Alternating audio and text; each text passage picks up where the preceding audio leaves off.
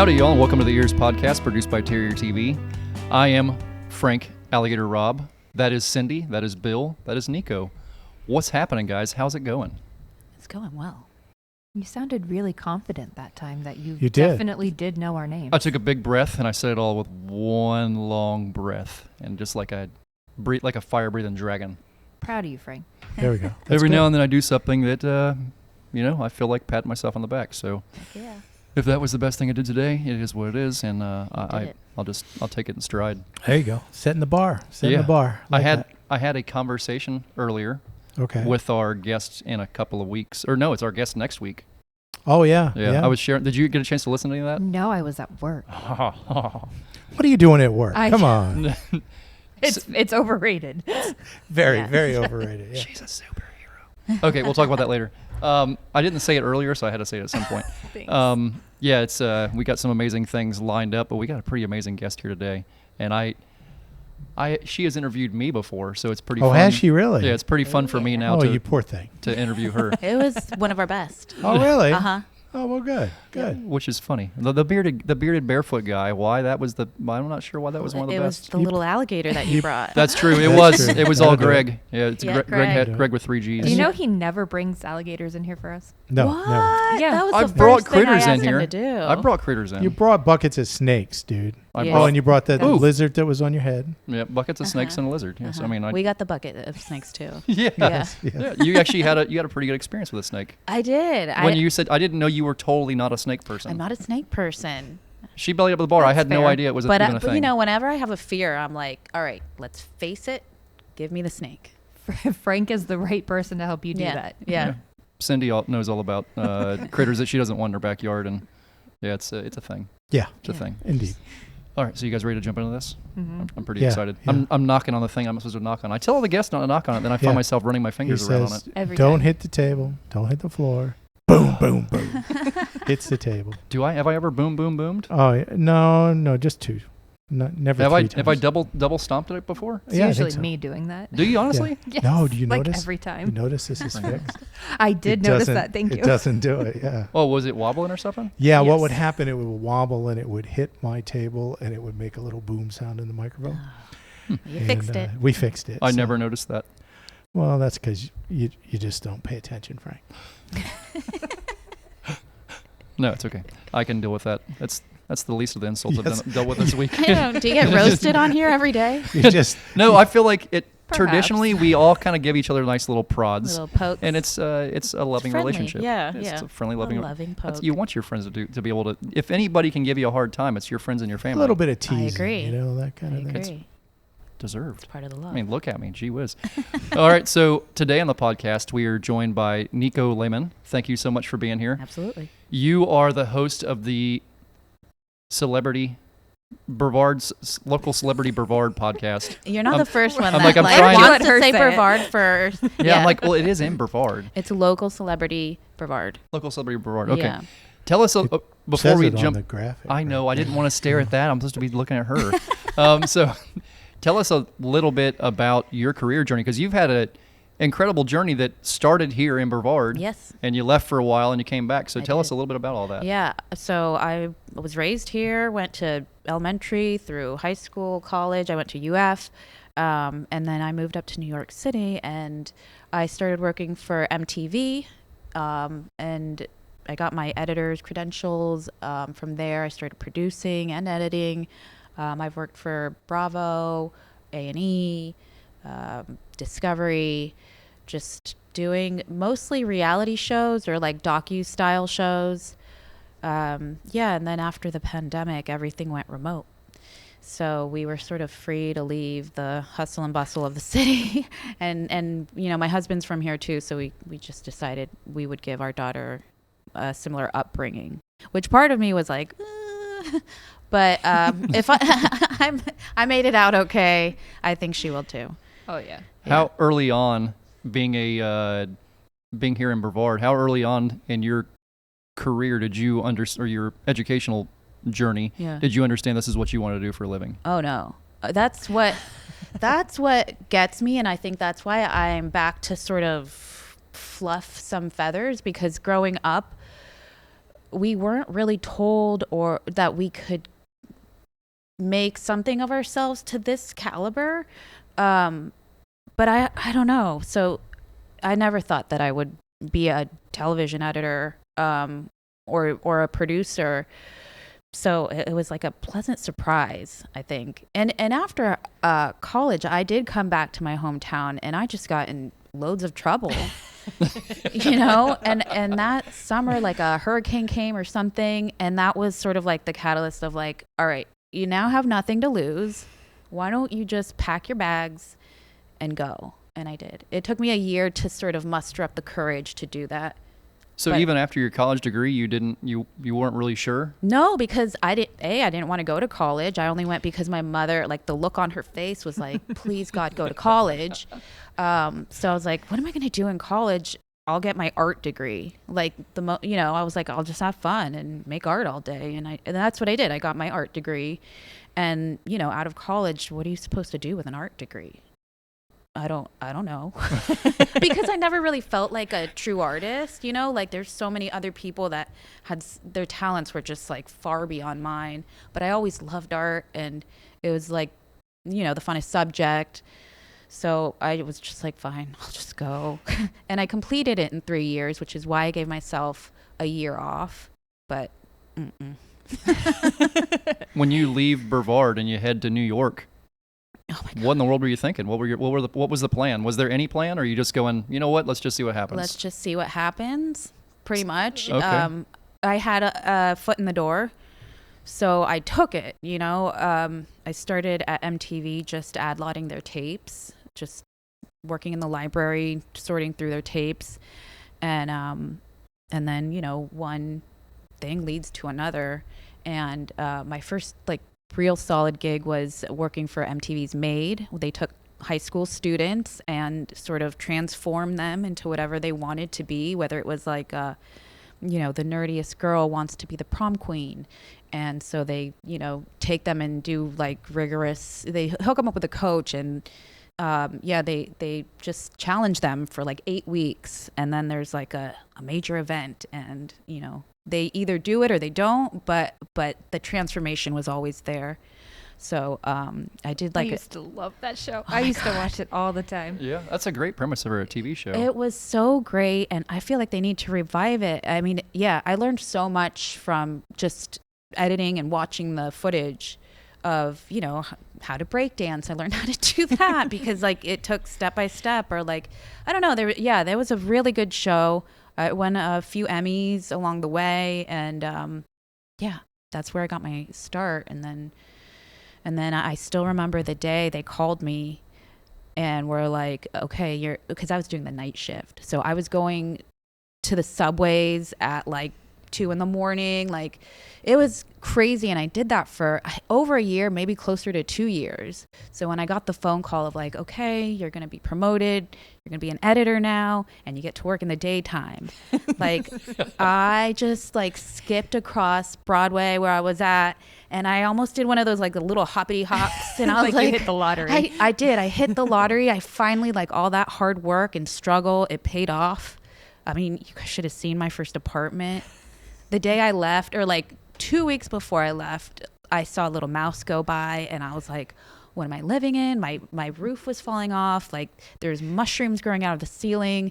It was I would never do it now.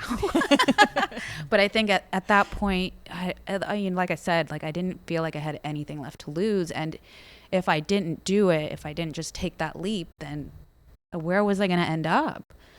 It's great that you took the jump, you took the dive into it. Mm-hmm. I mean, that was your dream. That's your dream. Yeah. And now you're living it. I mean, that couldn't ask for anything more. I don't think I could. No. That's great. I mean, I do have other aspirations, but I'm in a really good spot. Yeah. Was there anything from the art degree that has helped you through this? There has to be, as far as Absolutely. designing a set and stuff like that, or kind of maybe talking people through things. Yeah, actually, I did take my first editing class. I think it was an animation class. So I was familiar with the way that an editing system worked. So I think that helped. Yeah. What was, now, hold on. Sorry, Is it technical thing? What did you edit on? Final Cut, Premiere, or Avid. Avid is the number one. Yeah, we started off here. We were at an Avid school for a time. Oh, yeah. We did, yeah. But now we're doing Premiere. Premiere, yeah. Yeah, And now there's that new DaVinci that I'm kind of curious Right. about. I like Avid the best. Yeah, the DaVinci is free. Yeah, yeah. So that's why a lot of the kids use it. Because they Right. can get a hold of it and it's free. Yeah, I hear it's And- really easy to use. Yeah. Yeah. So, And then you can step up. There's a more technical version of it. yeah. But yeah. But the thing about editing is once you learn one platform, it pretty much translates. Yes, absolutely. And you can take like your keys, all your things, and you can, it's a little different. It takes maybe a day or two to sort of get on that new Right. tricycle, but yeah, it's all kind of the same. To learn what the shortcuts are. Yeah, what they are. exactly. Yep. Yeah. Yep. So, The last time I was editing it was VHS, and we were using little thing Yes. bobs. Yeah. We did Ah. deck to deck. yes, when I started at Made, we were doing tapes, DV tapes, and now it's like crazy to think about because everything's digital. But It's yeah, nuts. I would just load tapes, like dozens and dozens of tapes at night, so that the editors in the daytime would have all the footage that they need. And then slowly they were like, well, I was like, can I please cut something? Like, let me prep something for you. And they let me, and, I had a blast. Mm-hmm. Yeah. And you were back in the time, and this is in the weeds, I know, when you had to digitize tapes. Yeah, digitized tapes. I was a digitizer. Yeah. Now, get this, Frank. You couldn't just take something from your camera and put it to your computer. Mm-mm. Because now it's a digital file on your camera and it goes straight into the computer. It was an analog file. You had to digitize it and then you could put it into the computer. So you had to do it real time. Mm-hmm. Oh, it was such a pain. Yeah, it was real time, which It is was why we real had time. a handful of edit bays, and I would just like run around from each one and pop one in and then just chill out for a minute. And then after that hour came by, I would do another round, and it like the decks were like huge. They were like towers. Oh, yeah. Yeah, and all They the put buttons. off so much heat. Yeah. Yes. They were always like running, and it was crazy. But This is another example. The more I think about it, and we see this. It's not every episode I talk about this, but it's pretty often. The people who are at the pinnacle of their profession have done every piece of it leading up to where they're at. yeah. And there's something to be said for that. There really is. Yeah. That's yeah. like that reality show where they take the CEO or the head boss and put them down in the Undercover Boss. Undercover Yeah. boss, yeah. Is that still airing? Because that was a lot of fun too. No. That I was a watch fun old one, too. clips of it on TikTok. Do you? I don't know why that keeps popping up in my That's feed. interesting. But it does. I was gonna say it's been a while since I actually like sat down to watch television, and TikTok it is. We were talking about that too. Yeah, television's kind of gone, isn't it? A lot of it. Yeah. What they used to call appointment television, Wednesday night, 8 o'clock on Yes. such and such a channel. I'm going to watch your show. TGIF. Yeah, that's gone. It is. Especially for the young people. Yeah. It It even feels like sitcoms are gone. I mean, again, I'm not quite sure because I don't turn the TV on. We got one of those TVs that looks like a frame, like a picture frame. Oh wow. Uh-huh. Yeah. And it most of the time it's off. Yeah, I asked kids. I said, do you watch Do they? television? No. No, what do No, they? No, they're they don't. just They watch their scrolling. phone. Yep. They'll look at something on a tablet. Yeah. The only crazy. thing is sports. Yeah, Sports, that's they the only still do time our sports. TV is on, when my husband watches sports. Yeah. And I mean, like, I feel it too. The industry is drying up. So unless you're working for something that's, has some hype behind it, like a lot of people are struggling in the TV world right now. Yeah. Yeah. There's a transformation. Now, something will come out of it. I think I mean, so. it's not going to, because people are still going to watch things, but the way they watch it It's is different. changing. Completely different. So changing, yeah. Mhm. Yeah, I noticed MTV's getting involved with a lot of other like movie productions and stuff. Speaking of really? MTV, I noticed a lot of the Yeah. a lot of the bigger shows on Yellowstone TV. Yeah, they're all is MTV is an productions. MTV show. Oh. Yeah. It's made by Yeah. I didn't know that. You Yeah, on most Yellowstone all is those big MTV. shows, you see MTV productions that lead it off, Yeah. Yeah. which shocked me. The first time I saw it, I went, They've always "Whoa, done a look lot at of MTV! movies. Look at that!" Yeah. I just got off a show in the 90 Day Fiancé realm. So I just worked for TLC. But I'm going back to MTV at the end of the month. Are you? Yeah. A lot of, after Made, I went into the teen mom world. So I worked for that show, and I think they're bringing it back. So wow. I'm excited to catch up with them because now their kids are teenagers, and I wonder if the cycle will continue. Yeah. That's a good question. Yeah. I mean. Wow. Mm-hmm. That's a lot. I know. And that's how long it's been, Yeah.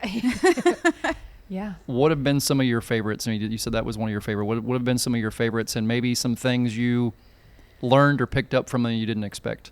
I really liked working for Too Cute. So that was the show on Discovery where they would follow along like a set of kittens or puppies into. I like it already. Yeah, into getting their forever home is what they would call it. And the guy that did the cranberry commercials, that old voice that would do the cranberry commercials, he was the voice of Too Cute too. And I got a chance to sit with him and do his voiceovers. And it was kind of cool. Yeah. I have to go find this show now. Yeah. Yeah, I need to look that one up. So it sounds fun. It's crazy. Like that's where a lot of my like storytelling skills got pulled out. Because really you are just taking footage of these critters and you have to construct a story of just footage of them moving around. So like we had to name one of them, one or two, and give them a characteristic that they would overcome, and then they would get their forever home, or maybe sometimes they would be the one and only one that stayed with mom or whatever, But it was fun to kind of, I remember one time in elementary school, a speaker came and their job was to be a storyteller, and it stuck with me so much. And I was like, wow, what a great job. You just go around town and tell stories. And so that used to be the job, long before any technology. That was the person everybody wanted to be around. That was people's TV. Yeah. That was the person. Yep. That was the way that like history was told too, right? No joke. But yeah, I think I took that thought with me. I mean, it's still here with me today, and it was super fun to like create these stories out of footage. And I became very good at when it came to like the teen mom world and stuff to create drama or like, take a conversation to the very edge of what it was. And then you get to add music, and it's fun and, evoke some feelings, whether they're crying or having a blowout. Like, I don't know. It's just such a fun job that. Of all these shows, you must have some crazy stories of things that have happened when you guys have been around. Can you share a couple of those with us? Maybe the top weird ones. You haven't got to say what show it was. Just give us a couple. I don't know, because I think the field has more of those stories, and post, you kind of just hear what happened. But yeah, I will say this last show that I worked on, there was a scene where somebody was crying, and the producer then is like, I don't want to say their name, but they're like, that's too much. And then she just comes up from crying and be like, oh, really? That's too much? And I was like, I was taking it back. And this was reality TV? Yeah. Hilarious. And then they're like, cut it out. Just like, because this woman, I don't know, my God. Wow. She tricked me too, until I was like, because she was crying so loud. And, we get notes from the network, and they're like, why does she sound like she's crying so loud? Like, can we lead up to like, so I'm looking for sniffles, or like I'm looking at the raw footage to see like how did this come about? And I discover that, and I'm like, oh my God, what a lunatic. Yeah. And she's like, okay, I'll pull it back. Oh, but I think even the field producer was like, I'm dealing with a lunatic right now. Like, why are you even doing that? We're not asking you to cry like nobody that. made you do that. Nobody made you do that. You're just so weird. Man, this is a comedy show. Right. What percentage of reality TV is actually reality? So, I mean, like what you see really did happen. Sometimes the producers need to sit two people down and sort of milk this conversation. So like the conversation happened, yes, for real. We're not totally feeding them lines all the time. But we are being like, can you just talk about this, or can you talk about that? So it's not totally organic a lot of times, but it's not totally fake either. When you see shows that are like long-running reality TV shows on TV, like Survivor and Big Brother and stuff like that, what from being in that world, what are your thoughts about shows like that? How do they keep people interested? What is it about a show like that that's drawing people in and keeping them in that world? Okay, yeah, well, that's storytelling. And, what us editors do, a boring conversation when manipulated can be fascinating, right? Also, if you have enough footage of a certain individual, you can pull, we have this term called Frankenbite. And it's what it sounds like. You take pieces of what they have said in the past and you piece them together to make a coherent sentence. So if you're ever watching TV and they're not on camera and you're not seeing their lips move and you're like, whoa, why does that sound a little weird? It's because it's a Frankenbite. Wow. Yeah. Wow. And a lot of times we don't do it like nefariously. Like we need to make the story make sense. Yeah. So if we need to like pull a word, if they say like her and it's not addressing who is her, then we need to get, it's Nancy's. And so we kind of construct a sentence that makes sense so that the viewer can stay engaged. And then there's always, pumping up the drama and cliffhanging, right? Yeah, that's just so funny hearing somebody from that world talk about it, because you can tell. I know. I wonder how much trouble I'm going to get. Well, sometimes you see it worse on some shows than the others, but you're always like, nothing like poking the person so and so to make them say what you want them to. Yeah. Just even from just interviewing the person, literally while they're the person's in front of them. Maybe they're at a tribal council or something, but who knows? Yeah. Another little secret is, when you see the interviews and they have this luxurious background, that is a green screen with a plate. They're not in their bedroom. They're not in their kitchen. They are behind a green screen, and then you find whatever background you want to give them.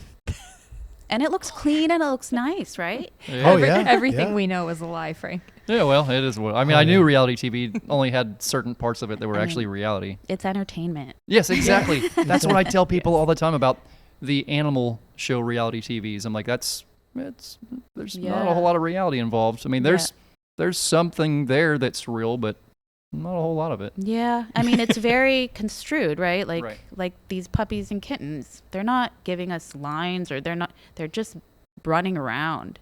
Which is cute enough. I kind of like the idea of it. It's so cute. Yeah, you guys got to catch that. I need to look into that one without a doubt. Uh-huh.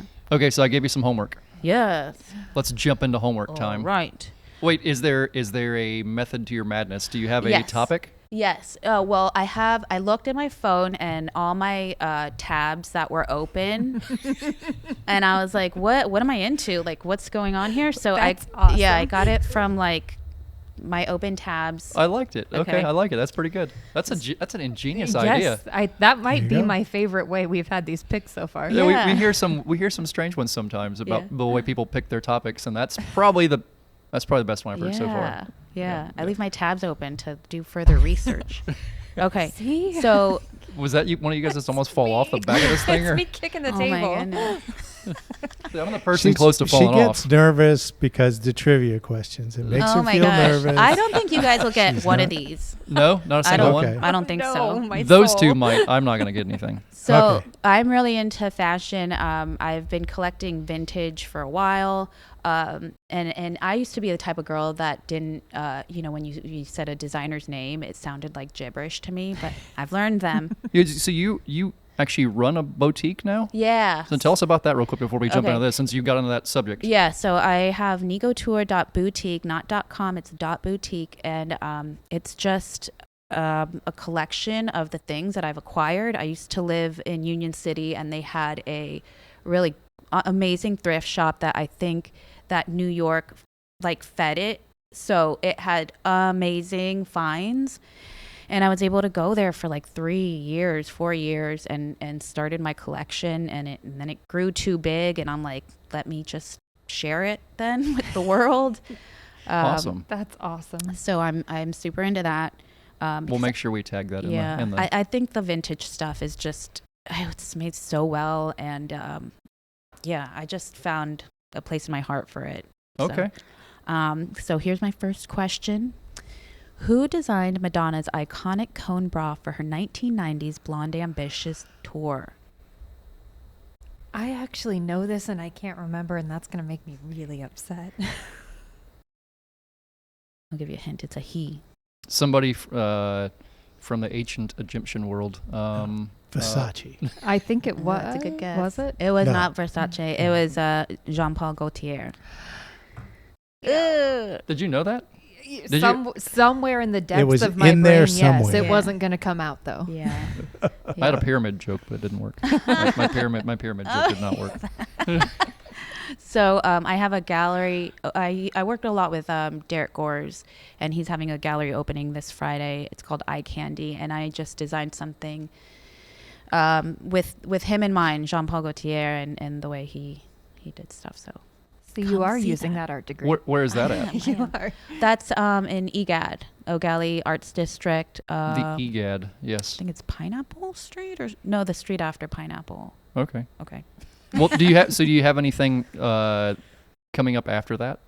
Yeah, I Because mean, this like, won't air till that'll that's be true. gone. That'll be gone at that So point. I'm always working with You should be Derek there. Gore's gallery, and it took me coming back here actually, because I felt, in the city, or when we moved right outside the city, it was like isolating a little bit, and especially during COVID. And I always dabbled in art. So when I got here, I met him, and I was like, thank God, because he has welcomed me with open arms and pushed me to be, an artist. And even though I still air quote that I am an artist, I'm finally, in a gallery and feeling the support from other artists around. And I could only thank Derek for that, because it's been awesome. Yeah. It's neat. Yeah. So, okay. Are you ready for the next one? Yep. Hit us with number We'll 2. see. This one's a little dark. What is the All right. Kali Yuga? The who? The Kali Yuga, KALIYUGA. It's fashion. It's fashion. No, we're fashion. totally pivoting. Oh, this is not passion. No. Or fashion. All of Did I these say are passion? Fashion. passion for Well, fashion. sorry. Yeah, Valentine's Day is like next week, so it is what Yeah. it is. The Um, If it Polyuga. if it has something to do with Indiana Jones, I was Frank, thinking that. tear it up. I will make fun of it, and it will be savagely destroyed. I have no idea. No. Okay. Yeah, this was one of my tabs open, which I heard it somewhere, and I'm like, what the heck is that? But you had a tab open with that word, with those set of words? Yeah, Kali Yuga. Okay, I I'm very actually, a lot of times, Ooh, is it a food? I'm watching TikTok. So, Oh, there you and then go, they are okay. talking about a subject, and I'm like, wow. Wow. Is it a type of food? It's not a type of food. Are you ready? Yeah. According to Hindu beliefs, it's a period of 432,000 years of widespread moral and spiritual decline, increased conflicts and violence, deceit and dishonesty. And guess what? We're in one. We're in it. Yeah. And the fact that it is that amount of time drives me nuts. 432,000. It's like, okay, so we've been, I don't know. I mean, that seems a little depressing. And like, what about all the stuff that the Greeks and Romans did? Like, there was some good stuff there, but I don't know. That's what you is. make of it, I reckon. We Well, probably you know. just kicked it off. If it's a decline, it had to start up, and then Yeah, but this dates back to even before Christ was born, to a point where you're like, well, Now I know what I'm going to be reading all So- about tonight. This is the rabbit hole I'm going Yeah. down. So, And so it it doesn't sounds like end they're for a a little while. depressing. it's a little Maybe they're depressing. like, we just everything's bad. Everything's Yeah, I think there's 4 cycles, and this is the worst one, and we're in it, and all of our ancestors are too, and all of our children's and grandchildren's will be in too. I mean, 432,000 years of this. bad. Okay. That's, sorry. Now I'll be reading all See, about that. Now I'm all depressed. I know.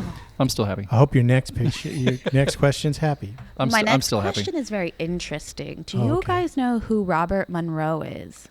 I've heard the name, maybe. Mm-mm. Maybe. No? Maybe. Anybody? Maybe. I don't know. Okay, he's the founder of the Monroe Institute, and that institute looks into hemisync, which is hemispheric synchronization of your brain.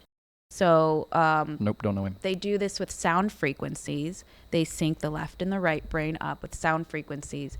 to promote relaxation, focus, and altered states. Now, he wrote a book called Journeys Out of the Body, which is so fascinating.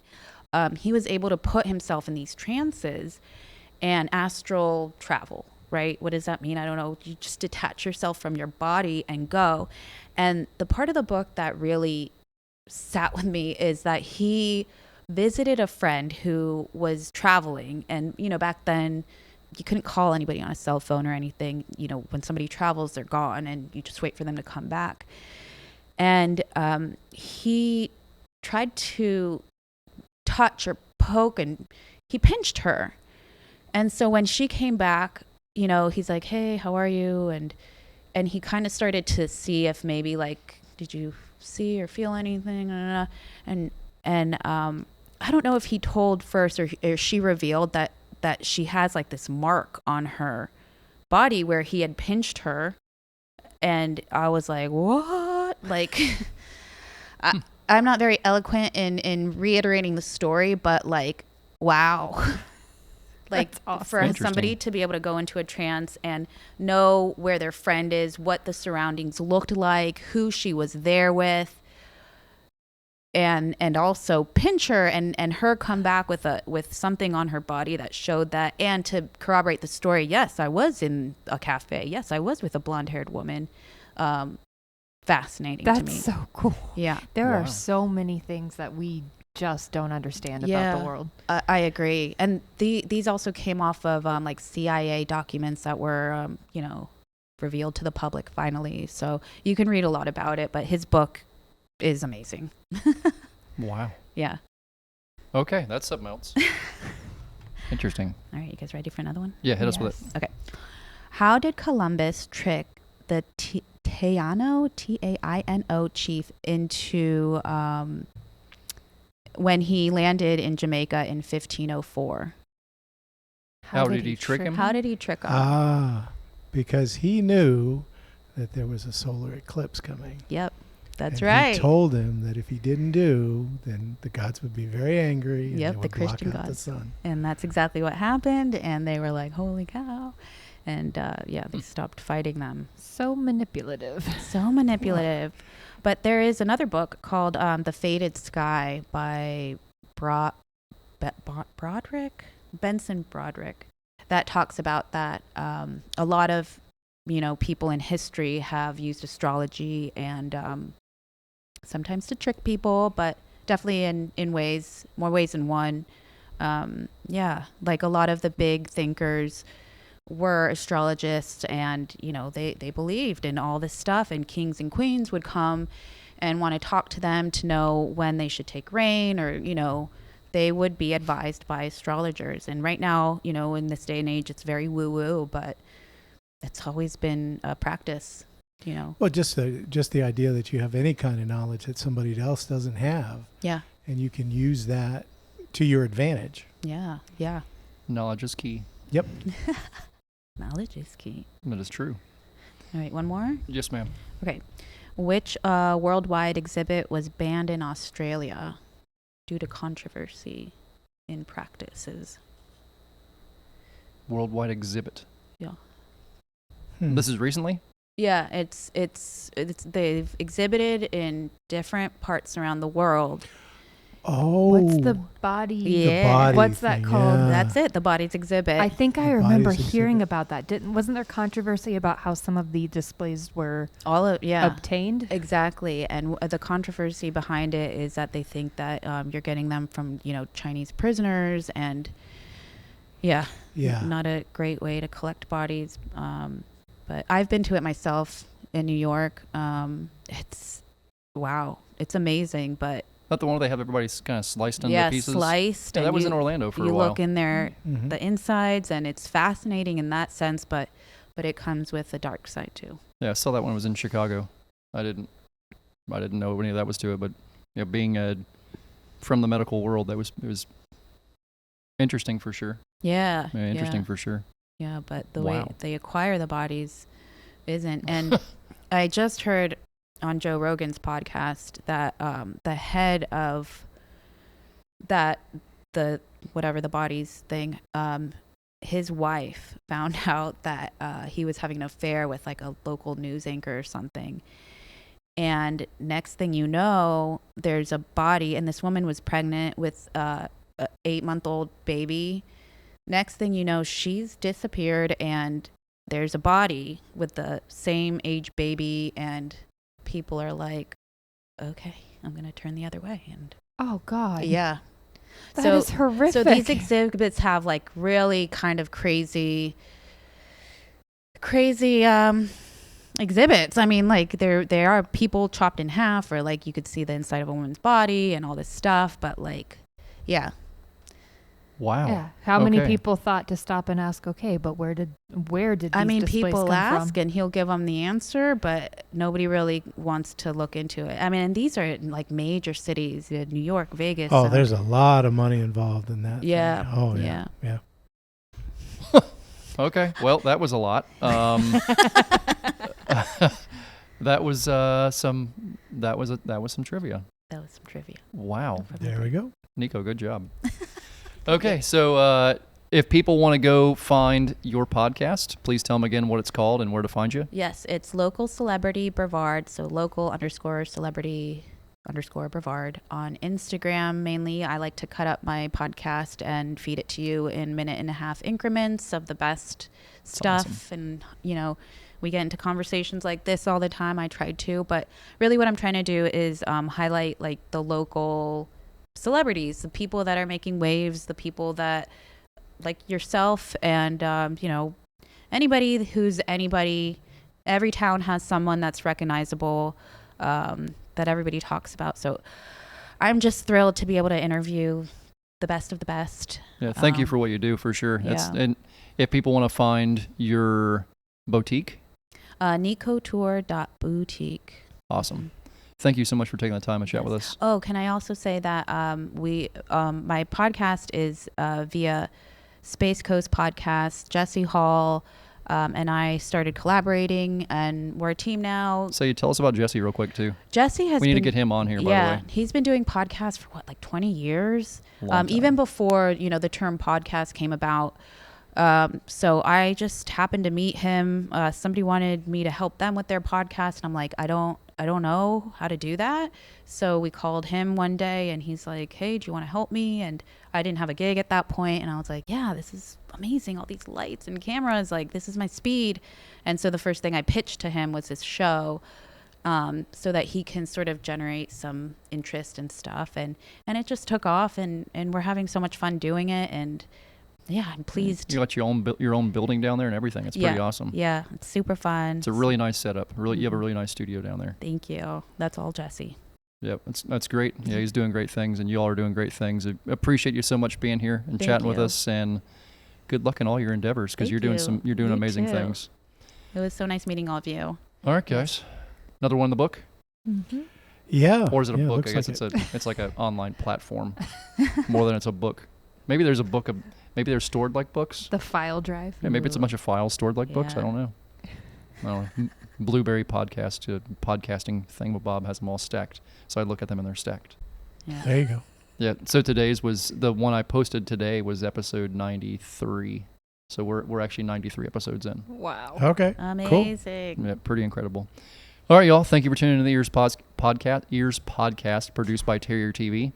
I am Frank Robb. That's who I am, and we're doing a podcast. If you haven't noticed that, you can find us on all platforms by searching EEARSS, EEARSS.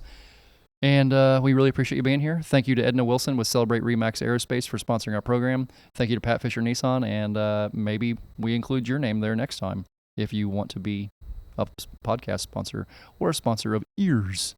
So, thank you, and we'll catch you all next week. Bye-bye.